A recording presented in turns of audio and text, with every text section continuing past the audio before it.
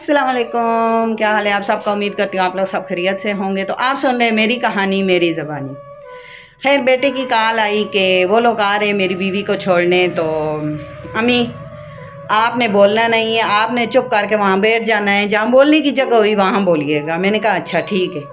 ये तो वही बात हो गई कि जब माँ बाप के घर थे तो चुप कराया गया, तुम छोटी हो तुमने नहीं बोलना। जब शोर के घर गए तो तब भी नहीं बोलना, तुम नहीं बोल सकती, तुम पराए घर से आई हो। जब बेटे का घर हुआ, बेटे बड़े हो गए तो बेटों ने कहा बोलना नहीं है, बस चुप रहना है। ठीक खैर वो 8-10 लोग और भी आ गए, साथ ही बेटा भी आ गया। बिस्किट वगैरह उठाए हुए थे, दूध वगैरह जो भी था।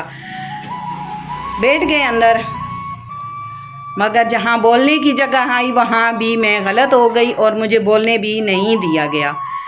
तो जब वहाँ बैठ गए, एक बंदा आया है, वो उसने फ़ैसला करना था, वो भी उन्हीं का था।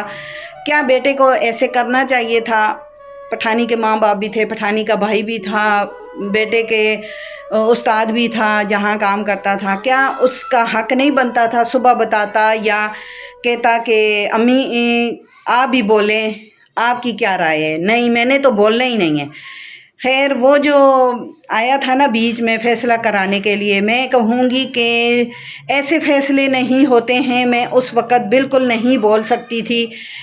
एक तो बेटे ने कहा चुप रहना है, दूसरा मेरी पोजीशन ऐसी थी।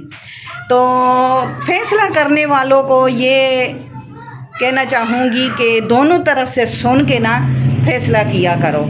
ये ना हो आपकी भी औलाद है, आपकी बेटियां भी कल पराए घर जानी है, उन पे भी पड़ सकती हैं। और ये होता है, जो ना इंसाफ़ी करते हैं ना, दूसरों की नहीं सुनते, उन पे भी वो वक़्त आता है ज़रूर, मकफ़ाते अमल है। खैर बहू बर्तन मारती थी ज़ोर ज़ोर से। मैंने एक दिन कहा, मैंने कहा ज़ोर ज़ोर से बर्तन क्यों मारती हो?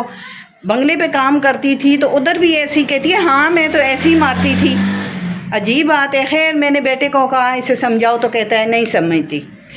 खैर वहाँ पे ये बातें हुई, मुकर गई, कहती है कि नहीं मैंने तो बोलना ही नहीं था ना, मैं तो चुप करके बैठी थी। ठीक है, खैर मैंने तो बोलना ही नहीं था कि माँ आप तो बोल नहीं सकती। खैर बर्तनों की वहाँ पे बात हुई, पठानी कर रही थी, इतने कमरा भरा हुआ था, बहुत सारे लोग थे। तो कहती है कि एक चम्मच मुझसे गिरा तो इन्होंने मेरी इतनी बेइज्जती की। खैर ये भी झूठ, वहाँ पे भी बेटा नहीं बोला, मैंने बोलना नहीं था, मुझे तो हुक्म दिया गया था कि आपने बोलना नहीं। चलो कोई बात नहीं।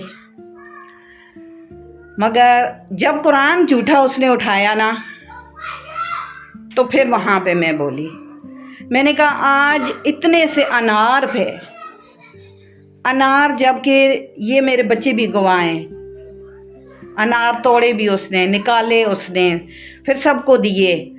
तो कहती है कि मेरी सास ने मुझे अनार नहीं दिया। इतनी छोटी सी बात पे वहाँ पे बैठ के कोई नहीं बोला कि इतनी छोटी सी बात पे तू कुरान क्यों उठा रही है। तो वहाँ पे मैं बोली, मैंने कहा मैं सब कुछ बर्दाश्त करती हूँ, मैं झूठा कुरान मैं नहीं सुन सकती कि कोई झूठा कुरान पढ़ने के लिए आया है। तो अल्लाह फिर कुरान की मार भी पड़ती है, कुरान की मार भी पड़ती है अल्लाह पाक की तरफ से।